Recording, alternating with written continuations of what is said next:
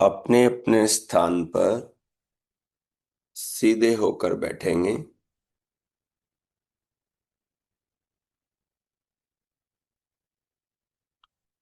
नेत्रों को कोमलता से बंद कर लीजिए।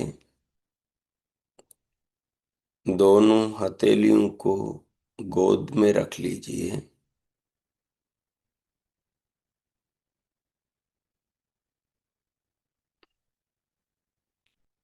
स्वयं को, शरीर को अनुभव कीजिए।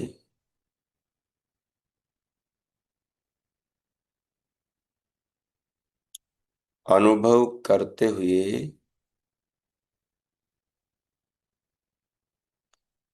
अपने हृदय में इस जीवन के, शरीर के निर्माता विश्व शक्ति परमात्मा के प्रति श्रद्धा के भाव का दीप जलाइए।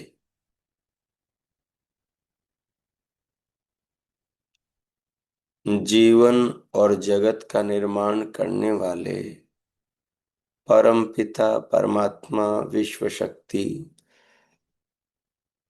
हम सबके जीवन की परम आधार हैं। हमें चाहिए कि हम उस महान भगवान को, जो निरंतर हमारे जीवन को गति दे रहा है, जीवन को अनंत शक्तियों से, अनंत व्यवस्थाओं से सींच रहा है, भगवान की कृपाओं, उनकी व्यवस्थाओं, उनकी इस अहेतु की दया करुणा से ही हमारे जीवन में ये रौनक है। हम जो भी शरीर के द्वारा अनुभव कर रहे हैं, जो भी जागने से सोने तक, सोने से जागने तक जीवन में 24 घंटों में और उत्पत्ति से देह त्याग तक अनुभव करते हैं, इसके पीछे भगवान की विश्व शक्ति की अनंत व्यवस्थाएं काम कर रही है।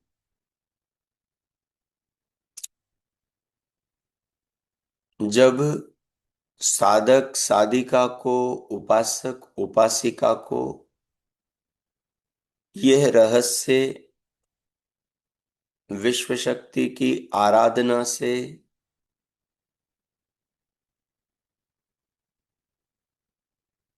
अपनी आत्मा की खोज करते हुए, आध्यात्मिक साधना से इस रहस्य का बोध होने लगता है, यह रहस्य समझ में आने लगता है, तो धीरे धीरे धीरे इस दृश्य जगत, इस भौतिक संसार के भीतर जो वो अभौतिक विश्व शक्ति, विश्व चेतना कार्य कर रही है, उसके उन कार्यों से ये उपासक, ये साधक, ये साध्वी रूबरू होने लगती है। इसका रूबरू होना ही विश्व शक्ति के रहस्यों में प्रवेश करना है। और ये प्रवेश द्वार ही इस पिंड को ब्रह्मांड की यात्रा में उतारने लगता है, धीरे धीरे सीढ़ी दर सीढ़ी, सोपान दर सोपान, धीरे धीरे गहराई में उतारता है। जैसे कोई हम सीढ़ियों से चढ़कर छत पे जाते हैं और छत पे पहुंचने के बाद पूरी दुनिया हमें अपने मकान के नीचे के सब मकान दृष्टिगोचर होते हैं। मानो हम किसी पहाड़ पर चले गए, हम किसी टापू पर चढ़ गए और वहां से पूरा समुद्र और उस पहाड़ से पूरा नीचे का नगर शहर, और हम एक प्लेन में बैठ करके आकाश में उड़ने लगे हेलीकॉप्टर में, और वहां से नीचे पूरी पृथ्वी दिखाई देने लगे हमें। तो भीतर से कितना रोमांच होने लगता है कि अहो, ये दुनिया है।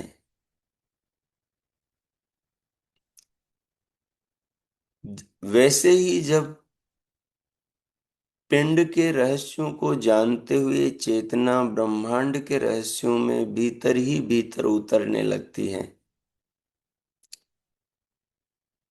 तो उसके सामने इतनी अनंत अनगिनत व्यवस्थाओं के मोड़ आते हैं कि वो उनके अंदर समय के पार चला जाता है।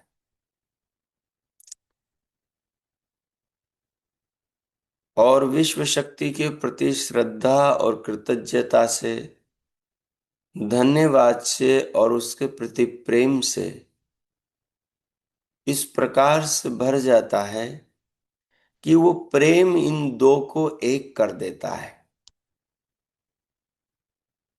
उस प्रेम के अंदर प्रेमी खुद को भूलकर अपने प्रेमी के अंदर ही प्रेममय हो जाता है।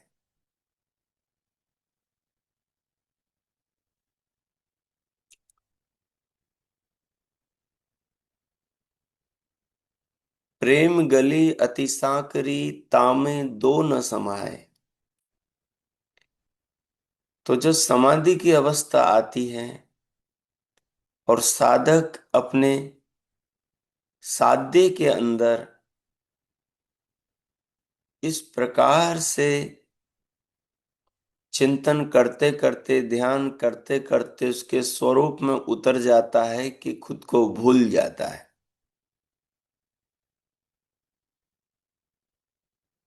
और जब वो विश्व शक्ति के कार्यों की सैर करता है तो इस विशाल ब्रह्मांड को मापने लगता है और अंतहीन व्यवस्थाओं को देखकर, अंतहीन विश्व शक्ति के नियम और कार्यकलापों को देखकर, और सबके केंद्र में, सबके उद्देश्य का केंद्र खुद को, जगत को, प्राणी मात्र को और स्वयं को अनुभव करते हुए विश्व शक्ति के प्रति श्रद्धा और आदर की सीमाएं समाप्त होकर अनंत में विलीन हो जाती है।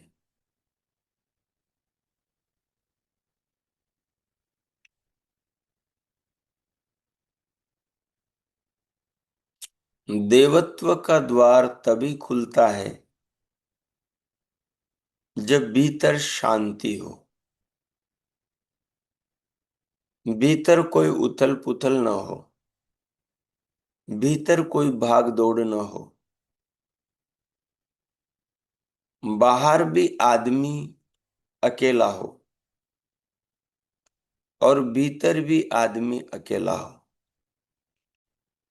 भीतर वही जा पाता है जिसके बाहर के आलंबन भीतर की ओर भेजने वाले हो, और भीतर वही टिक पाता है जिसके भीतर का ज्ञान भीतर उसको रोकने वाला हो।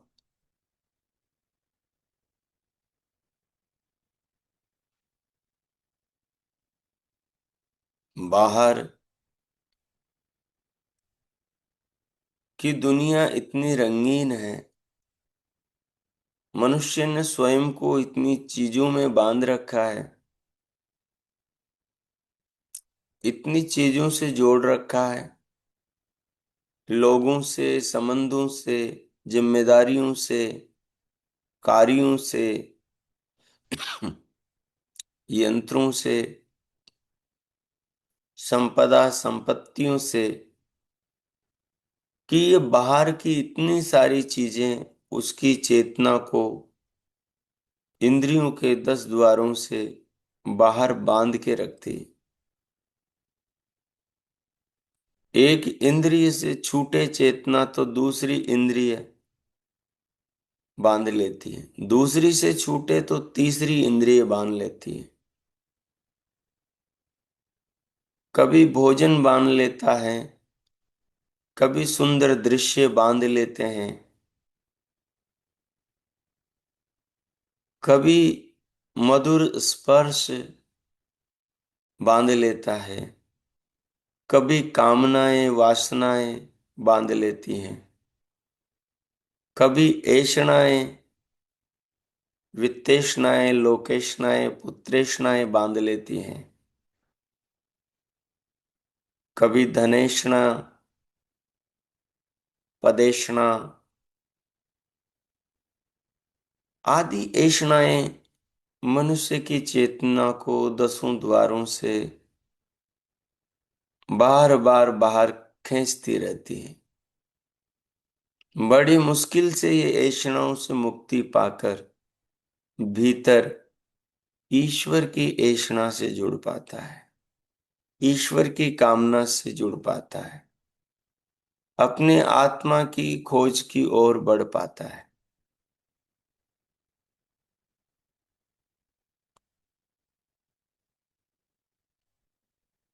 सो आइए उस विश्व शक्ति के प्रति अपने हृदय में श्रद्धा के दीप जलाएं, उसकी कृपाओं की अनुभूति करें, उसके स्नेह की वर्षा को जीवन में ज्ञान की दृष्टि से, दिव्य दृष्टि से देखने समझने, उसके महत्व का मूल्यांकन करने का प्रयत्न करें। जीवन में जो भी बरस रहा है, जो भी विश्व शक्ति की ओर से, सृष्टि निर्माता की ओर से, देहदाता की ओर से आ रहा है, वो अनमोल है।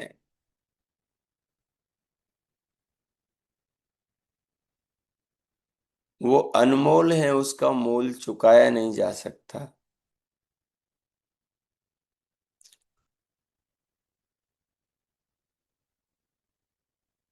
और उसकी संपूर्ण व्याख्या भी संभव नहीं, क्योंकि वो अनिर्वचनीय है।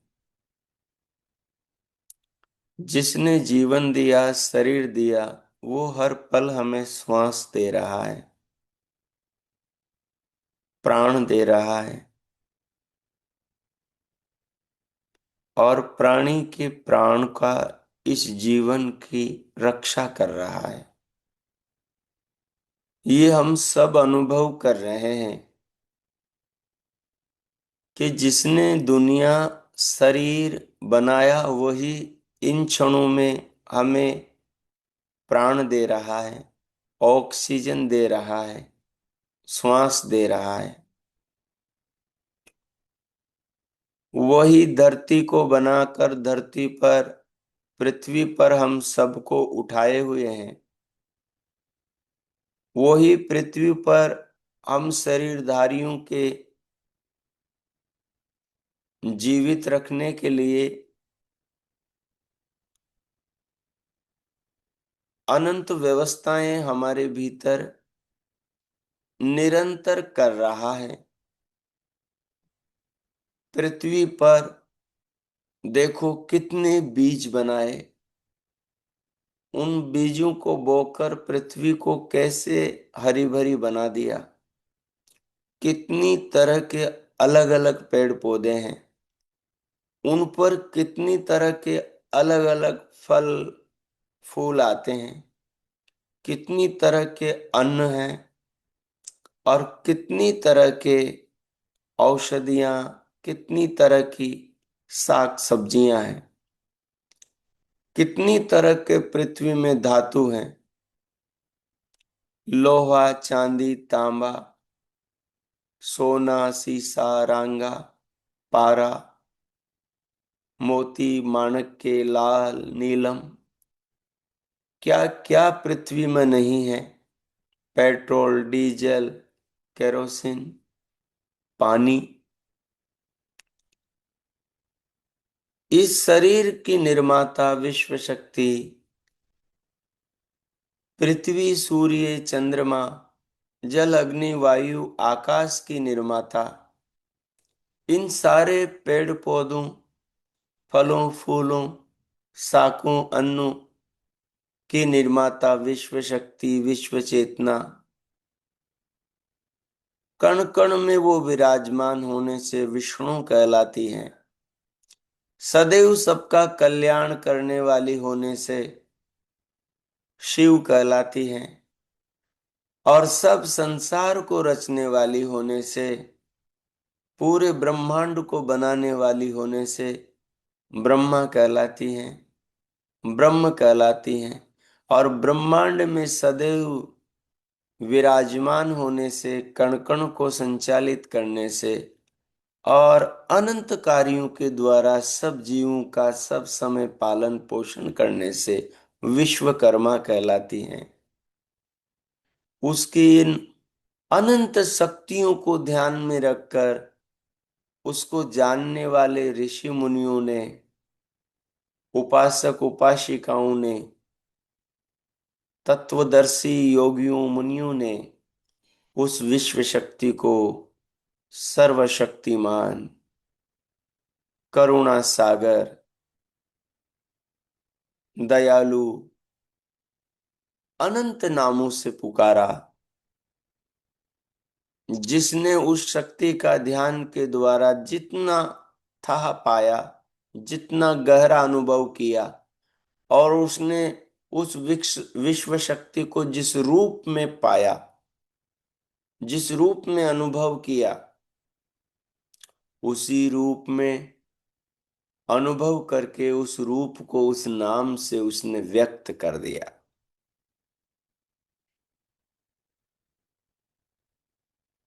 किसी ने उसको सृष्टि के कण कण में रमा हुआ पाया तो उसको राम कह दिया।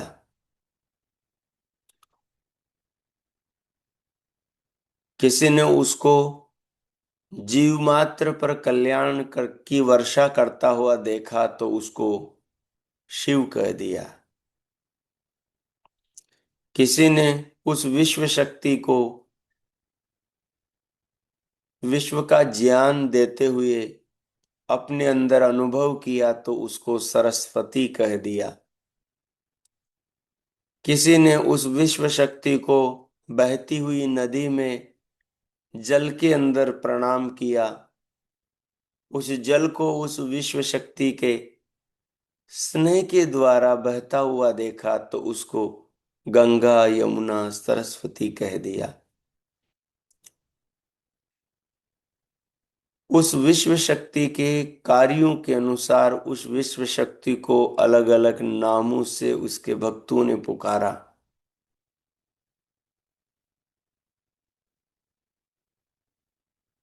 वो विश्व शक्ति ही हमें हमारी आत्मा का स्वरूप बताती है, हमारी आत्मा से हमें रूबरू कराती है। हमारी आत्मा को हमसे ज्यादा वो विश्व शक्ति जानती है। वो जानती है तभी तो हमारी आत्मा के सामर्थ्य गुण कर्म स्वभाव उसकी आइडेंटिटी को जान करके उस विश्व शक्ति ने उस आत्मा के लिए सूक्ष्म शरीर बनाया जिसमें अंतकरण है, चित्त है, बुद्धि है, मन है, अहंकार है। सूक्ष्म शरीर बनाया जिसके अंदर अंतकरण के साथ साथ ज्ञानेंद्रियां कर्म इंद्रियां और तन्मात्राएं हैं। उसी विश्व शक्ति ने सूक्ष्म शरीर के साथ में स्थूल शरीर के उपादान कारण तन मात्राओं से पंच स्थूल भूत बनाए। पंच स्थूल भूतों के परमाणु कणों से पृथ्वी जल अग्नि वायु आकाश बनाया और इन्हीं से फिर पांच भौतिक सब प्राणियों के शरीर, चारों योनियों के 21 लाख योनियों के अलग अलग देह बनाए।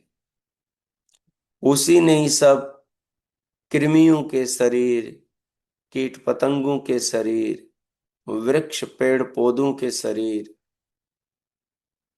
जलीय जीवों के शरीर, वायवीय पक्षियों के शरीर और पार्थिव पृथ्वी पर रेंगने, दौड़ने, चलने, उड़ने वाले सब जीवों के शरीर और मनुष्यों के देह बनाए। वही सबकी आत्मा को इन आत्माओं से ज्यादा जानता है। उससे ज्यादा सरल अपने आप तक पहुंचने का मार्ग कोई और नहीं बता सकता। सारे ऋषियों ने उसी विश्व शक्ति से स्वयं को जानने का, पाने का, पहचानने का, समझने का, अनुभव करने का, साक्षात्कार करने का ज्ञान प्राप्त किया। और उसी विश्व शक्ति ने ऋषियों को स्वयं की खोज में मदद करी और ऋषियों ने स्वयं को भी पाया और विश्व शक्ति को भी पा लिया। पतंजलि ने अपनी उस समय की सब ऋषियों की बात को अपनी बात बना लिया और अपने पातंजलि योग सूत्र में सबके सामने रख दिया। उन्होंने विश्व शक्ति को, उसके स्वरूप को, उसको खोजने, उसको जानने का बड़ा सरल तरीका बता दिया। कहा कि उस विश्व शक्ति का नाम प्रणव ओम है। कहा कि वो विश्व शक्ति क्लेश कर्म विपाका सैशर अपरा मिरिष्ट पुरुष विशेष ईश्वर है। वो क्लेशों से, अविद्या से, अविद्या जनित कर्मों से, अविद्या जनित कर्मों की वासनाओं से अछूती भिन्न है। ये उसको छू नहीं सकते। वो अजर अमर है। वो सामान्य पुरुषों से, पुरियों में, शरीरों में रहने वाली आत्माओं से भिन्न संपूर्ण विश्वों में और सब आत्माओं में रहने वाली विश्वात्मा है। वो पुरुषों से विशेष पुरुष विशेष है। पतंजलि ने और आगे बढ़कर कहा, उस विश्व शक्ति का ज्ञान घटता और बढ़ता है नहीं। उस विश्व शक्ति का ज्ञान सदैव सदा एक जैसा पूर्ण रहता है। इसलिए उसको निरति स्वयं सर्वज्ञ बीजम कहा। पतंजलि यहीं नहीं रुकते, उस विश्व शक्ति को ज्ञान का मूल बताते हैं। तमाम संसार में जितने भी ऋषि मुनि, जितने भी साइंटिस्ट, वैज्ञानिक, जितने भी रिसर्च स्कॉलर, जितने भी पुरातन, अर्वाचीन और वर्तमान में जितने भी ज्ञानी हुए, उन सब की ज्ञान का मूल उसी विश्व शक्ति से उदय होता है। स एष पूर्वेषामपि गुरु कालेनानवच्छेदात्।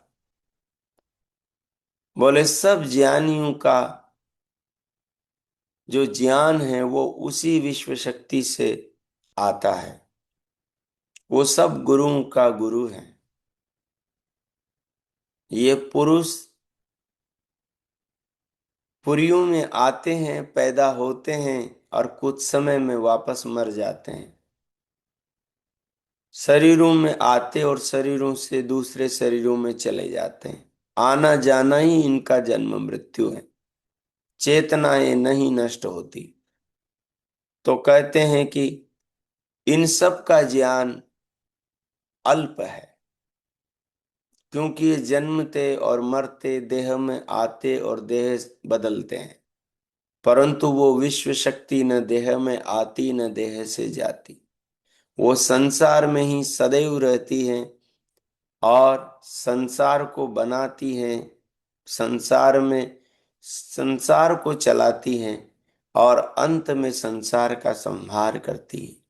वो विश्व शक्ति ही संसार में उत्पन्न श्रेष्ठ मानवों के हृदय में वेदों का, सृष्टि का ज्ञान देती है और ज्ञान की परंपरा से हम तक इस संसार की पहचान को पहुंचाती है। तो विश्व शक्ति बहुत निराली, बहुत अद्भुत, बहुत विचित्र है। इसलिए आचार्य पतंजलि ने कहा, तस्य वाचक प्रणव, उस विश्व शक्ति का नाम प्रणव ओमकार है। योगी राज कृष्ण कहते हैं अर्जुन से कि उस विश्व शक्ति के ओम नाम का देह त्याग के समय जो मानव उच्चारण करता हुआ उसके स्वरूप में अपनी आत्मा को लीन कर देता है और उसके भाव में लीन होकर उसका ध्यान करते हुए देह का त्याग करता है, शरीर से अपनी चेतना को निकालता है, वो सीधा उस पार ब्रह्म विश्व शक्ति परम आनंद को प्राप्त होता है। पतंजलि ने भी कहा, उस विश्व शक्ति का जो स्वरूप के साथ में जप, ध्यान, चिंतन, मनन करता है, समाधि में उस विश्व शक्ति के स्वरूप का जो चिंतन करता है, उसके भाव में जो रमण करता है, वो बोले ऐसे उपासक को उस विश्व शक्ति के साथ स्वयं की आत्मा का साक्षात्कार होता है, जो उस विश्व शक्ति का भावपूर्वक ध्यान और समाधि में उसके स्वरूप को जानता है। तज्जपस तदर्थ भावनम ततः प्रत्येक चेतनादिगमो अप्यंतराया भावश्च। ततः प्रत्येक चेतनादिगमो, प्रत्येक चेतना आत्मा को कहते हैं। एक होता है बोध और दूसरा होता है प्रतिबोध। बोध होता है इंद्रियों से बाहर की चीजों का, इसको जानकारी, ज्ञान कहते हैं। और जो प्रतिबोध होता है शरीर की इंद्रियों और शरीर के व्यवस्थाओं को और जगत के अंदर काम कर रही शक्ति नियमों को समझ करके जो अपनी आत्मा का अनुभव होता है, ज्ञान होता है, उसको प्रतिबोध कहते हैं, उसको प्रज्ञान कहते हैं, उसको प्रज्ञा कहते हैं, उसको मेधा कहते हैं, उसी को तत्व ज्ञान, उसी को दर्शन कहते हैं।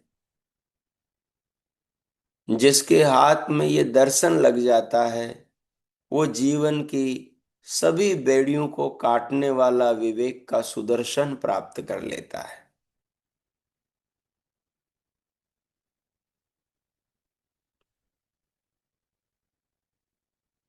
उसी योगी के जीवन के सारे क्लेशों का, सारी बाधाओं का, सारी व्यथाओं का और सारी समस्याओं का अंत हो जाता है।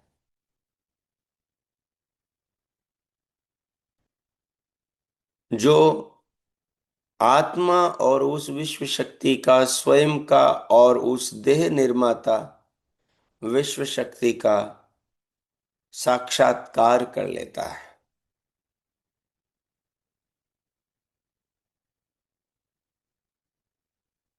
उससे समस्त प्रकार के प्राकृतिक बाधाओं का निवारण हो जाता है, सब दो द्वंद्वों का अंत हो जाता है। सो आइए, हमें अपने हृदय को ऊंचा उठाना होगा, हमें अपने खान पान को पावन करना होगा, हमें अपने अंतकरण को निर्मल और शुद्ध करना होगा, हमें अपनी आर्थिक अर्थ नीति को शुचि सुचिता में परिणत करना होगा। जब तक हम विश्व शक्ति के बनाए नियमों के अनुसार जीवन को नहीं जिएंगे, सोचेंगे, व्यवहार, रहन सहन, खान पान और अर्थ निर्माण उन नियमों से नहीं करेंगे, तब तक हमारे हृदय निर्मल नहीं होंगे और ध्यान में, अंतर जगत में हमारी प्रगति नहीं होगी। ये कंडीशन है, ये रूल्स हैं, ये नियम है विश्व शक्ति के द्वार में प्रवेश करने के। ये साधना में प्रवेश करने के नियम है। ये अंतर यात्रा के हर अंतर यात्री के सामने चुनौतियां हैं। उसको मंजिल तो मिलेगी, लेकिन बिना त्याग के नहीं मिलेगी। कुछ छोड़ना पड़ेगा। सब कुछ साथ में ले जा नहीं सकते। जिसको आपने, जो आपका नहीं है और अपना मान रखा है, उसको छोड़ दो। अगर छोड़ सकोगे तो आगे जा पाओगे। स्वामी दयानंद ने छोड़ दिया था, आगे चले गए। विरजानंद दंडी ने छोड़ दिया था, आगे चले गए। आचार्य शंकर ने छोड़ दिया था, आगे चले गए। महात्मा बुद्ध ने छोड़ दिया था, आगे चले गए। स्वामी महावीर ने छोड़ दिया था, आगे चले गए। आचार्य पतंजलि ने छोड़ दिया था, आगे चले गए। अपनी उसी अनुभूति को पातंजलि योग शास्त्र का नाम दिया। कणाद मुनि ने छोड़ दिया था, आगे चले गए। जिसने छोड़ा वो विश्व शक्ति के द्वार में प्रवेश कर चुके और वहां की अनुभूतियों से उन्होंने अपने जीवन को रंग दिया। जो नहीं छोड़ पाए वो बाहर रह गए, क्योंकि उन्होंने बाहर की चीजों को पकड़ा हुआ है। अगर आप बेईमानी को नहीं छोड़ सकते, विश्व शक्ति के द्वार में प्रवेश नहीं कर सकते, साधना के द्वार में प्रवेश नहीं कर सकते, आत्मा की अनुभूति कर नहीं सकते, बीच में दीवार है। और वो दीवार है परीक्षा की, और वो परीक्षा मांगती है त्याग को। भगवान ने कहा, मां गृदह कस्य सिद्धनम तेन त्यक्तेन भुंजी था। बिना त्याग के तुम भीतर न आ पाओगे। बिना छोड़े जो तुम्हारा नहीं, किसी और का सदा से है, उसको अपने पल्ले की गांठ में बांध कर ले जा नहीं सकते। ये वो बोझ है जो तुम्हें भवसागर से पार होने नहीं देगा, भवसागर में ही डुबोकर बार बार मारेगा।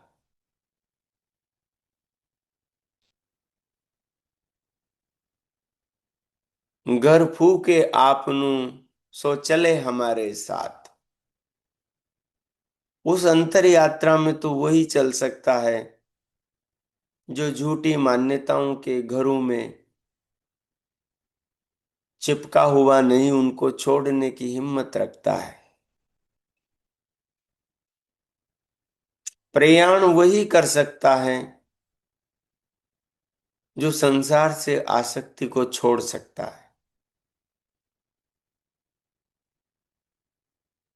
जब तक संसार में आसक्ति रहेगी, तब तक संसार के उद्देश्य से उस मोक्ष को, मुक्ति को नहीं पाया जा सकता, क्योंकि उसकी परिभाषा ही ऐसी है। मोक्ष मोह के पूर्ण क्षय के बाद में मिलता है, और मोह को ही अविद्या का मूल कहा है। मोह को ही साक्षात अविद्या कहा है। मोह का मतलब है, मोह का विस्तार है राग और द्वेष। मोह का विस्तार है अविद्या अस्मिता। मोह का विस्तार है अभिनिवेश। ये मरने का डर ही देह से चिपका हुए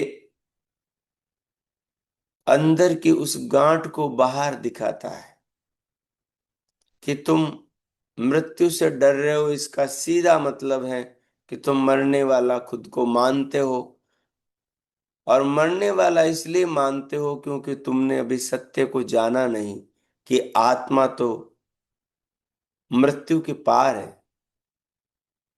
अर्जुन इसी उलझन में उलझा था। श्री कृष्ण ने उसकी इस उलझन को मिटाया, उसको दिव्य दृष्टि देकर कहा कि नैनम छिन्दन्ति शस्त्राणि, नैनम दहति पावकम, न क्लेदयन्त्यापो न शोष्यति मारुत। अर्जुन, आत्मा को न कोई काट सकता, न छेद सकता, न भेद सकता, न जला सकता, न गला सकता। वो अशोष्य अधाह्य, वो अछेद्य अभेद्य, वो स्वरूप से अनादि शाश्वत सनातन है। जो अपने सनातन स्वरूप को नहीं जानेगा, जो अपने शाश्वत स्वरूप को नहीं जानेगा, वही अपने आप को मरने वाला मानेगा, और वो ही पद पद पर मृत्यु से डरेगा। वो मृत्यु से डरेगा, वो मर न जाए इसलिए झूठ भी बोल देगा, वो मर न जाए इसलिए वो छल कपट भी कर लेगा, वो मर न जाए इसलिए वो चोरी भी कर लेगा, वो मर न जाए इसलिए वो दूसरे को भी अपने स्वार्थ के लिए मार डालेगा, वो मर न जाए इसलिए सारी बेईमानी और सारे अपराध भी कर लेगा, वो मर ना जाए इसलिए राग द्वेष भी कर लेगा। जो अभिनिवेश में बंधा हुआ है, समझिए वो अविद्या के घर में बैठा हुआ है, वो अविद्या की नौका पर बैठा हुआ है, और उसका भवसागर में डूबना तय है।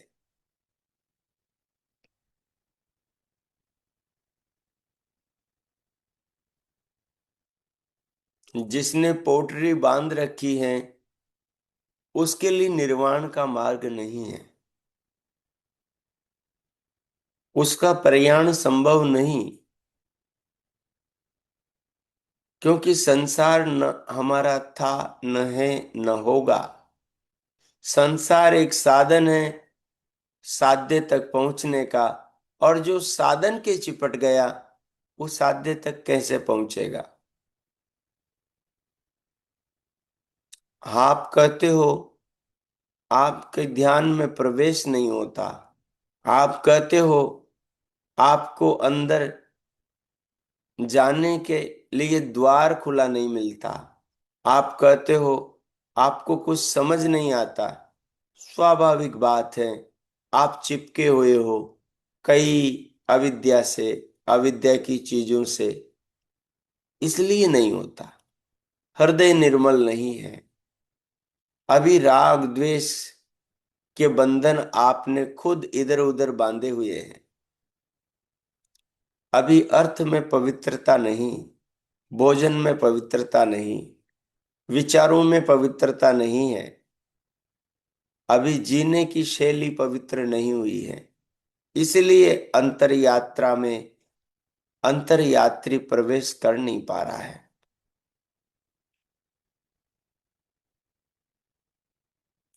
साधक बाहर से भीतर आता है तो ब्रह्मांड का द्वार खुल जाता है, जब उसका हृदय निर्मल होता है।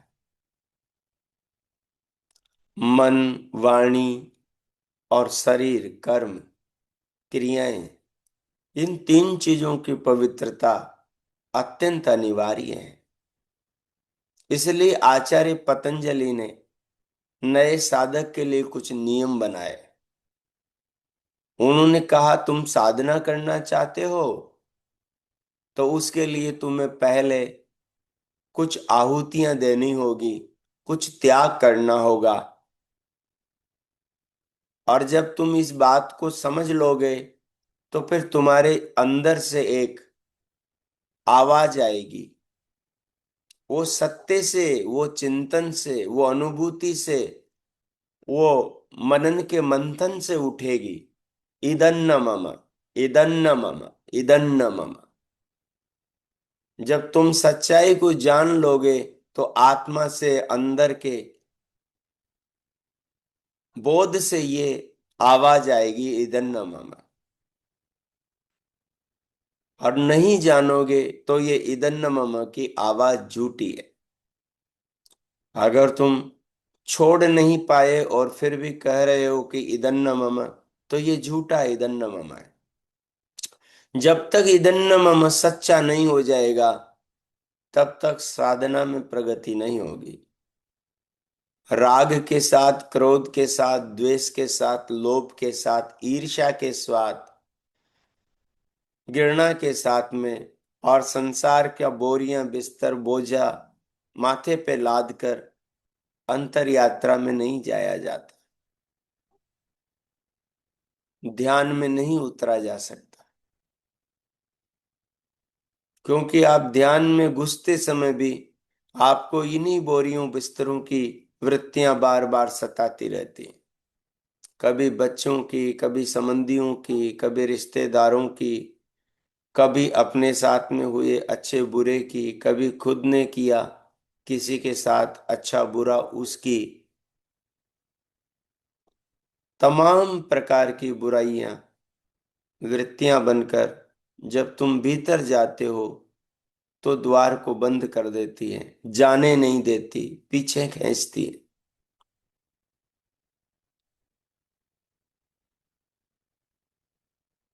इसलिए इस मोह की मदिरा को पीना बंद करना पड़ेगा और धर्म के अमृत को पीना शुरू करना पड़ेगा।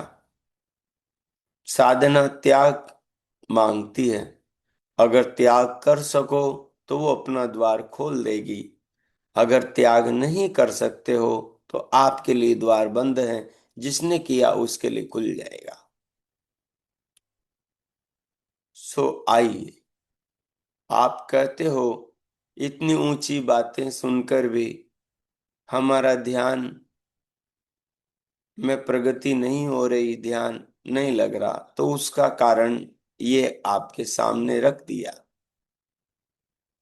अब आपके हाथ में है, आप संसार में रहना चाहते हो या भीतर जाना चाहते हो।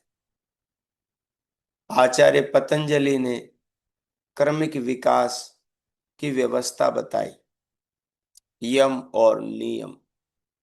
क्यों साधक साधना में नहीं घुस पाता? बोले कि वो यम और नियमों का ठीक से पालन नहीं कर पाता, नहीं करता। यम और नियम, ये जो 10 उन्नति के सूत्र हैं, ये जो आत्म उन्नति के सूत्र हैं, ये जो अंतर्यात्री की शक्तियां हैं, जब तक आप इन 10 शक्तियों को धारण नहीं कर लोगे, जब तक अपने तुनीर में इन 10 बाणों को नहीं रख लोगे, जब तक आप इन 10 अश्वों को अपनी साधना के रथ में नहीं जोड़ लोगे, तब तक आप साधना के मार्ग पर दौड़ नहीं पाओगे। दरवाजा भी नहीं खुलेगा आपका। इसलिए पहले यम और नियम को पक्का करके साधना शुरू कर दो। अहिंसा को साधो, सत्य को साधो, बेईमानी को छोड़ दो।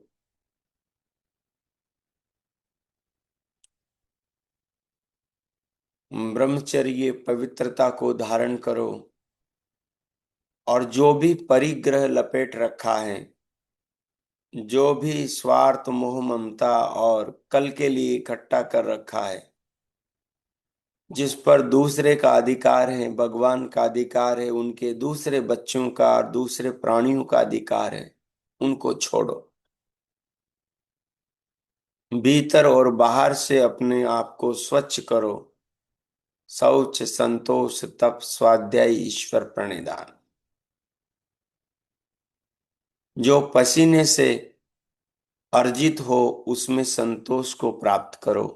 हृदय निर्मल होगा, बुद्धि शुद्ध होगी, रक्त शुद्ध होगा, प्रज्ञा शुद्ध होगी।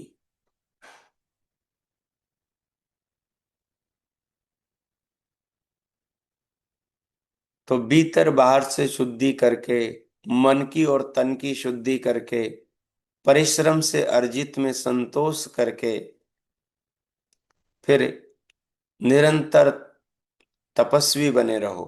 तपस्या करो, जप करो, ध्यान करो, तप करो, निरंतर स्वाध्याय करो, साधना करो, यम नियमों का पालन करो, कठोर परिश्रम करो, बार बार बैठने का प्रयास करो, जीवन को ईमानदार बनाओ।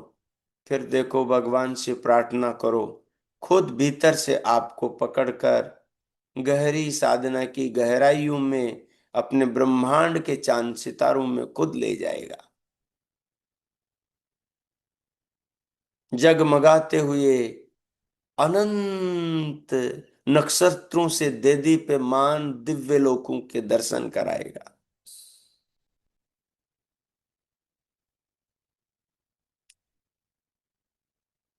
जब सोच, संतोष, तप से गुजरोगे तो फिर ईश्वर प्रणिधान कर पाओगे।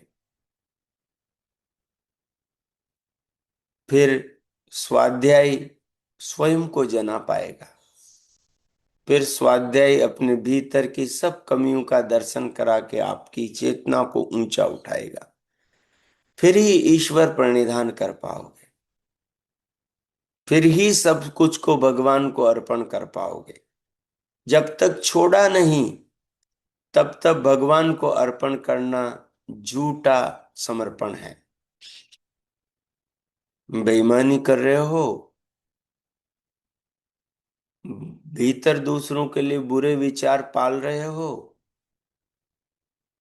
भीतर से नकारात्मक, भीतर से बुराइयां, भीतर से यम नियमों के विरुद्ध के भाव में जी रहे हो और ईश्वर को प्रणिधान करने चले हो। ईश्वर सर्वज्ञ है, भीतर बाहर से सदैव जानता रहता है, इसलिए वो भीतर आने नहीं देता। अपनी पवित्र दुनिया में मोक्ष में प्रवेश नहीं करने देता। पहले पहले अपनी गंदगी को झाड़ के आओ, पहले दुनिया की बुराइयों को त्याग कर आओ। ये यम नियम के 10 द्वार हैं। पहले परीक्षाएं दो, उत्तीर्ण हो, एक एक द्वार में प्रवेश करते हुए अंत में सब कुछ छोड़ छाड़ करके फिर मेरे को समर्पण करो। फिर मैं तुम्हें अपना, आत्मा का और मुझ का परम आनंद का दर्शन कराऊंगा और मोक्ष को, परम आनंद को प्रदान करूंगा। ये भगवान का कहना है। आपके हर प्रश्न का उत्तर इस आज के ध्यान में मैंने दे दिया है। अब आपके ऊपर है, आपको किधर जाना है, क्या करना है। अगर त्याग की इतनी ऊंची बलिदानी कर सकते हो तो भीतर के द्वार जरूर खुलेंगे। और त्याग नहीं कर सकते, संसार को नहीं छोड़ सकते, नहीं इसके साथ मोह नाते तोड़ सकते, नहीं यम नियमों को धारण कर सकते, तो फिर आत्म दर्शन और परमात्म दर्शन और मोक्ष को भूल जाओ। फिर 84 लाख की चक्की में ही पिसते रहो। आइए, जीवन अनमोल है, जीवन के महत्व को समझें। जो अपना नहीं वो अपना रह नहीं पाएगा, जो आया नहीं वो साथ में जा नहीं पाएगा। मैंने हर जनाजे पर, हर अर्थी पर जाने वाले को नंगा देखा है। नंगा आया था चमड़े के शरीर के साथ, पांच भौतिक देह के साथ, और जाते हुए देह को भी छोड़कर देखा है। नेह के, ममता के, मोह के, अविद्या के, क्लेशों के बंधनों को काटो। विवेक ही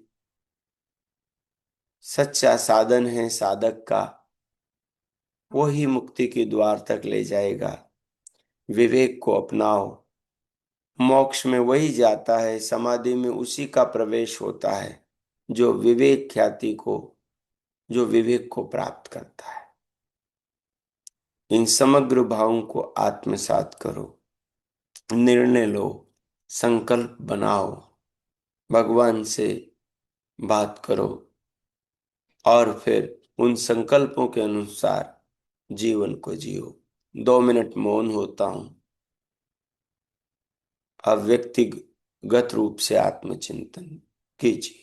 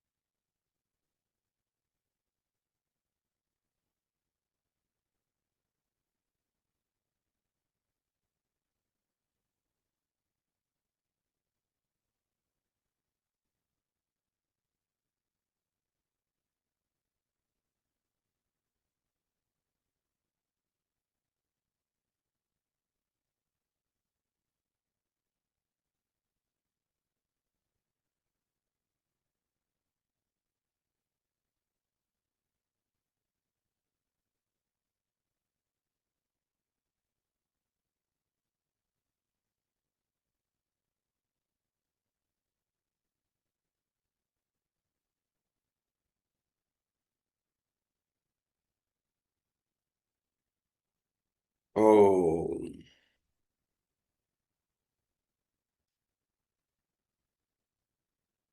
ओ, अब जो आपने संकल्प लिए हैं, व्रत लिए हैं, भगवान से बात करके प्रभु के सामने अपने भावों को रख, भगवान सर्वज्ञ है। वो आपकी सोची हुई हर बात को जान रहे हैं। अगर आप बाहर से कहोगे और भीतर से बदले हुए नहीं, भीतर से कुछ और बाहर से कुछ होगे, भगवान उस स्थिति को भी जानता है। उस स्थिति में बाहर से कुछ भी कहो, आप कितनी प्रार्थना करो, स्वीकार नहीं करेंगे। स्वीकार भगवान उसी की प्रार्थना करते हैं जो भीतर से बाहर बोले हुए वाक्यों के अनुरूप होता है। इसलिए ध्यान रखो, प्रार्थना पवित्र होनी चाहिए और प्रार्थना के अनुरूप आपका अंतःकरण और आपके बाहर के कार्य भी होने चाहिए, तभी प्रार्थना फलवती होती है, अन्यथा नहीं। सो आइए अब प्रभु का धन्यवाद करते हुए, जीवन साधना के रहस्य को समझते हुए अब शांति पाठ करेंगे। इसके बाद में जो कुछ आपको जिज्ञासा हो, पूछना हो, पूछ सके। ओम।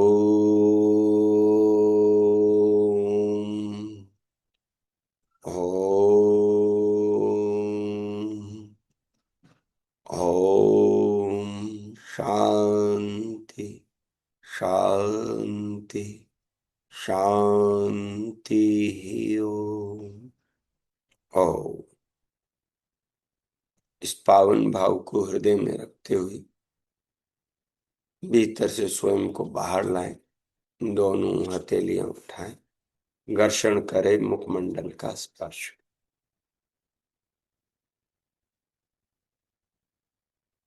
हो,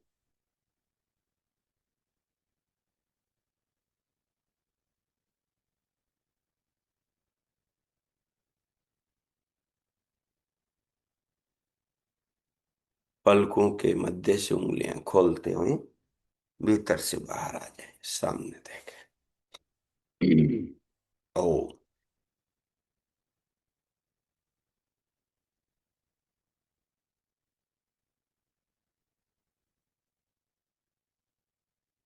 आज की ये ध्यान की हमारी जो बैठक हुई है, ये आपके सब प्रश्नों का उत्तर है।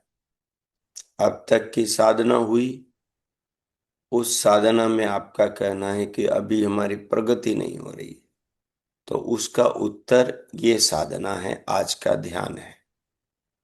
अब आपको तय करना है कि आपको अपना आत्मनिरीक्षण करना है और देखना है कि प्रगति कहाँ रुकी हुई है। आप प्रयत्न करेंगे, प्रयास करेंगे, अंदर की सत्यता को ऊंचा उठाएंगे, तो अवश्य प्रगति होगी। अब आपका किन्हीं का कोई प्रश्न हो तो पूछे। आपके सामने सब चीजें आ गई हैं। अब इन चीजों के आधार पर आप डायग्राम बनाएंगे और अपनी यम नियम की साधना शुरू करेंगे, देखेंगे। मैं ये नहीं कह रहा कि आप घर बार को छोड़कर जंगल में चले जाओ। बाहर से छोड़ना छोड़ना नहीं होता, छोड़ना आपको भीतर से है। अगर आपने भीतर से छोड़ दिया तो समझो आपने बाहर से छोड़ दिया, और आप भीतर से नहीं छोड़ पाए तो समझो कि बाहर से भी आप नहीं छोड़ पाए। जंगल में जाना अर्थहीन है आपका। तो बात यह है, मनुष्य जीवन का उद्देश्य जो है, सार ये है, अंत में सब कुछ अपना छूट जाने वाला है। किसी का कुछ साथ में जाने वाला नहीं है। संबंध छूटेंगे, धन संपत्ति प्रॉपर्टी छूटेगी, और जिनके साथ में राग द्वेष के संघर्ष चल रहे हैं वो सब भी पीछे रह जाएंगे। तो बस यही महत्वपूर्ण बात है कि इस तत्व को समझकर क्यों न आज ही छोड़ दिया जाए, जब अंत में छूटेगा ही सही। क्योंकि जब कोई खींचता है, छुड़ाता है जबरदस्ती, तो बहुत पीड़ा होती है। लेकिन जब हम खुद ही छोड़ दें समझ पूर्वक, विवेक पूर्वक, तो फिर पीड़ाओं का अंत अपने ही हाथों हो जाता है। तो ये है कि हम परीक्षण करें। देह में नहीं हूं तो मेरे रिश्ते नाते भी नहीं है, मेरी संपत्ति संपदा प्रॉपर्टी भी नहीं है। तो फिर जिनसे मैं संघर्ष राग द्वेष करता हूं, उनके साथ राग द्वेष का कोई मतलब भी नहीं बनता। चलो उनसे ऊपर उठा जाए, सबको छोड़ा जाए, क्षमा किया जाए, सबको पीछे रखा जाए, अपनी आत्मा को आगे किया जाए, और जीवन के लक्ष्य ईश्वर को सामने रखा जाए, तो फिर सब ठीक हो जाना है। ये मौलिक बातें आपके सामने आ गई। अब आपको किसी को कुछ पूछना हो तो पूछें, स्वागत है। और शेष चर्चा जो है, जो आत्मा की खोज की, जो हम पीछे से करते आ रहे हैं, वैशेषिक दर्शन की चल रही है, न्याय दर्शन की पहले हो गई, बीच में आज मैंने योग दर्शन की ध्यान के बीच में ही आपके सामने रख दी है। तो उसको भी आप यहीं से पकड़ लेंगे, यहीं से समझ लेंगे और अपनी नोटबुक में उतार लेंगे। और जो आपके सामने चीजें रखी है, 5 बार परमेश्वर का स्मरण और 25 तत्वों की माला का निरंतर 5 बार जाप, और ये आत्मा का जो 3 ऋषियों के हिसाब से आपके सामने स्वरूप रख दिया, आज पतंजलि के हिसाब से रख दिया, इसको आप आत्मसात करें, इसका आप चिंतन करें। आचार्य गौतम के हिसाब से, कणाद के हिसाब से, कपिल के और पतंजलि के हिसाब से हो गया। अब महर्षि कपिल के हिसाब से और उपनिषद के ऋषियों के हिसाब से जो हैं, वो सारी धीरे धीरे आपके सामने चीजें आएंगी। और बस आपको केवल श्रोता नहीं बनना, मनता बनना है, मनन करना है। और उसके बाद निदिध्यासन ध्यानी बनना है। और उसके बाद में साक्षात्कार, उसको व्यवहार में लाने वाला बनना है। तो फिर ये चीजें आपके अंग संग हो जाएगी, आपकी अपनी हो जाएगी। ठीक है। अब मैं देता हूं अपनी वाणी को विराम। अब आपके बोलने का अवसर है, जिसको जो पूछना है पूछे। जी, जी। क्या मन का वास्तविक स्वरूप मतलब सतो गुणी है, या मतलब ये सत्वरजतम ये अवस्थाएं बदल। मन है पानी की तरह, सरल शब्दों में समझो। जैसे पानी होता है ना, उसकी तरह हमारा बेचारा मन है। वो तो परमाणुओं का पुंज है। उसमें इंद्रियां जो जो डालती हैं, वो वैसा ही रंगीन हो जाता है। आप पानी के अंदर लाल रंग डालोगे तो लाल हो जाएगा, नीला डालोगे नीला हो जाएगा, पीला डालोगे पीला हो जाएगा। पीला रंग डाल करके उसमें नमक डाल दो तो वो पीला नमकीन पानी हो जाएगा। लाल रंग डाल करके उसमें थोड़ी चीनी डाल दो, खांड डाल दो, तो फिर वो लाल मीठा पानी हो जाएगा। और उसके अंदर थोड़ी सी नीम डाल दो और रंग उसका काला कर दो, तो अब काला पानी नीम वाला हो जाएगा, गुणकारी हो जाएगा।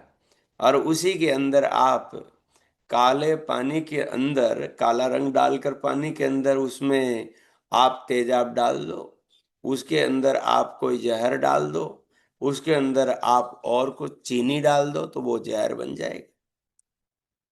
मन बेचारा एक साधन है, न वो बुरा है न वो भला है, वो तो जड़ तत्व है।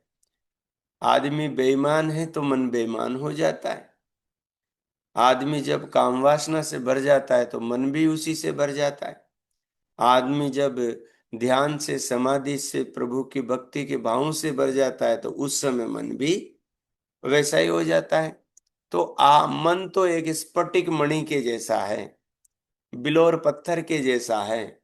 आप जो उसमें रख दोगे, गुलाब का फूल रखोगे तो बाहर गुलाब की तरह दिखाई देगा। और उसके अंदर आपने छुरा रख दिया तो वो छुरे की तरह दिखाई देगा। मन को आप अपना दुश्मन बना लो, दूसरे का दुश्मन बना लो, अपना मित्र बना लो, शत्रु बना लो, जो बनाओगे मन बन जाएगा। मुझे लगता है आपको समझ में आ गया होगा मन क्या चीज है। जी आचार्य। आ गया ना? बस। और पूछो किन्हीं का कोई प्रश्न।